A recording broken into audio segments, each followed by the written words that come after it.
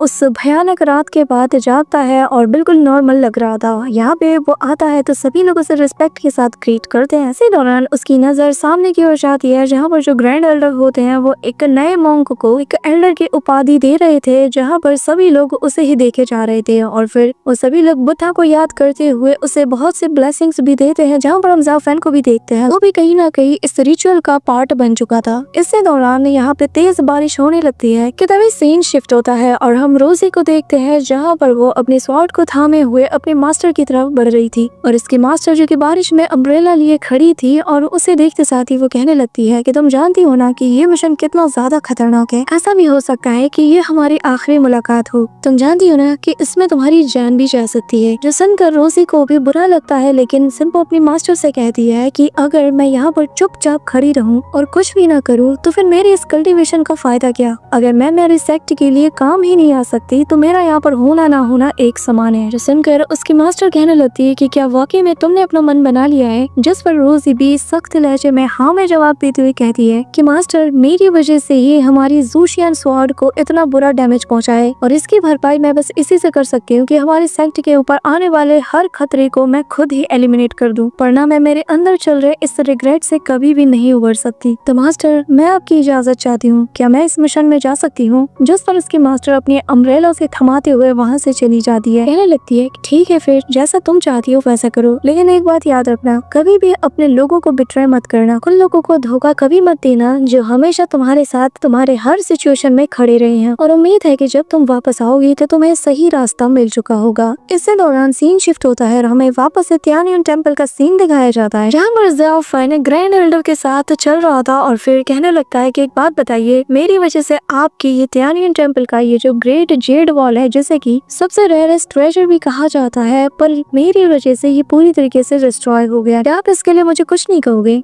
जिस पर grand Elder वहाँ मौजूद एक जेड के टुकड़े को उठाते हुए कहने लगता है कि जिस जेड वॉल की तुम बात कर रहे हो वो कल्टीवेशन में किसी ईंट की तरह काम करती है। साथ ही अब वो बताने लगते हैं कि ये जो जेड वॉल है इसके अंदर अपनी एक खुद की कॉन्शियसनेस है, अपनी एक स्पिरिट है और जिसने विलिंगली ये अपनी खुद की इच्छा अनुसार तुम्हें प्रोटेक्ट किया उस बड़े से क्लाइमेटीज से जिसका कि कल तुमने अकेले सामना किया था। तो इस ग्रेट जेड वॉल के साथ जो कुछ भी हुआ है इसका जिम्मेदार ये खुद है और हमें बस इसके फैसले की रिस्पेक्ट करनी चाहिए। इसी के साथ वो अपने हाथ से उस जेड के टुकड़े को गिरा देते हैं और कहने लगते हैं कि ज़ाफान तुम्हें हमारे बारे में नहीं सोचना चाहिए, क्योंकि मैं और यहाँ पर बाकी के जितने भी मॉन्क्स हैं उन सभी को बिल्कुल भी रिग्रेट नहीं कि उन्होंने कल तुम्हारा साथ दिया। तो इसीलिए तुम्हें किसी भी चीज के लिए खुद को जिम्मेदार ठहराना नहीं चाहिए। सुनकर ज़ाफान भी बहुत ही ज्यादा ओवरवेल्म फील करता है। फिर कहने लगता है कि मास्टर आपकी इस काइंडनेस के लिए मैं आपको हमेशा याद रखूंगा। वाकई में आपका दिल बहुत बड़ा है कि मैंने आपकी सेक्टर के साथ इतना कुछ किया, मेरी वजह से कितने लोगों की जान दी गई, लेकिन आपने फिर भी मेरा साथ दिया और मुझे सही रास्ते पर गाइड किया। और आज मैं यहाँ पर जाने से पहले आपका एक बार शुक्रिया अदा करना चाहता हूँ क्योंकि आपने मेरी इतनी ज्यादा मदद की, स्पेशली आपकी टेक्निक्स में। जो सुनकर ग्रैंड एल्डर कहने लगते हैं कि अगर तुमने वाकई में अपना मन बना लिया है कि तुम यहाँ से जाना चाहते हैं तो मैं तुम्हें रोकने वाला कौन होता हूँ। लेकिन मैं ये कहना चाहता हूँ कि क्योंकि तुमने बहुत सी चीजों को अंडरस्टैंड कर लिया है तो क्यों ना उनकी मदद से तुम वक्त में थोड़ा और आगे झांकने की कोशिश करो। जो राज जिनका पर्दा आज तक हम नहीं उठा पाए, तुम अपनी अंडरस्टैंडिंग, अपनी टेक्निक के जरिए से उन राज के परे भी जान सकते हो। और इसीलिए क्यों ना तुम हमारे बुद्धिस्ट पैथ को ज्वाइन कर लो। जिसमें ज़ेफन स्माइल करता है और कहने लगता है कि मास्टर, आपने मेरी बहुत मदद की, आपने मुझे अंधेरे में रोशनी दिखाई, लेकिन जो अंडरस्टैंडिंग मैंने ऑब्टेन की है और जितना मैं समझ पाया हूँ उसके अकॉर्डिंग मुझे नहीं लगता है कि मैं अपने अंदर उन इमोशंस को बिल्ड कर पाया हूँ जिसके जरिए से मैं कह पाऊँ कि मैं इन वर्ल्डली अटैचमेंट से कनेक्टेड हूँ। जिसके बाद वो बताने लगता है कि मास्टर, ह्यूमंस जो है वो हेवन एंड अर्थ के बीच में रह जाते हैं। उनकी पूरी जिंदगी कठिनाई और परिश्रम के बीच से गुजरती है, नफरत और प्यार के बीच में जूझती है, जिन्हें कि मैं बहुत ही अच्छे से फील कर पाया हूँ। तो अगर मैं आपको ज्वाइन करना चाहता हूँ तो मुझे इन सारी फीलिंग्स, इन सारी अटैचमेंट्स को छोड़ना होगा। एक बात बताइए, अगर मैं अपनी सारी अटैचमेंट्स, अपनी सारी मेमोरीज को जाने दूंगा तो क्या मैं आज जो हूँ वो कभी हो पाऊंगा? क्या जो ज़ेफन मैं अब तक बन पाया हूँ, क्या मैं आपको ज्वाइन करने के बाद भी बिल्कुल वही रहूंगा? जिस वन यहाँ पर ग्रैंड एल्डर को अपना जवाब मिल जाता है और वो यहाँ पर ज़ेफन को फेयरवेल कहते हुए कहता है कि अगर तुमने अपना मन बना ही लिया है तो मैं तुम्हें नहीं रोकूंगा। तभी सीन शिफ्ट होता है और हम रोजी और यहाँ पर बाकी सभी एलाइट डिसाइपल्स को देखते हैं जो कि अपने मिशन पर रवाना होने के लिए रेडी हो जाते हैं। इस दौरान हम यहाँ पे त्यानियन टेम्पल का जो मेन हॉल है उसका सीन देखते हैं, जहाँ पे फेमिंग जैसी गेट को ओपन करता है तो वो जमीन के नीचे से बुद्ध विजडम के जो 4th वॉल्यूम के जो नोट्स है उन्हें निकलता हुआ देखता है, जिसे देखकर वो भी हैरान हो जाता है। सो गाइस, इसी के साथ हम देखते हैं कि ज़ेफन की नई जर्नी की शुरुआत हो जाती है और जेड डायनेस्टी के सीजन 3 का एंडिंग इसी सीन के साथ हो जाता है।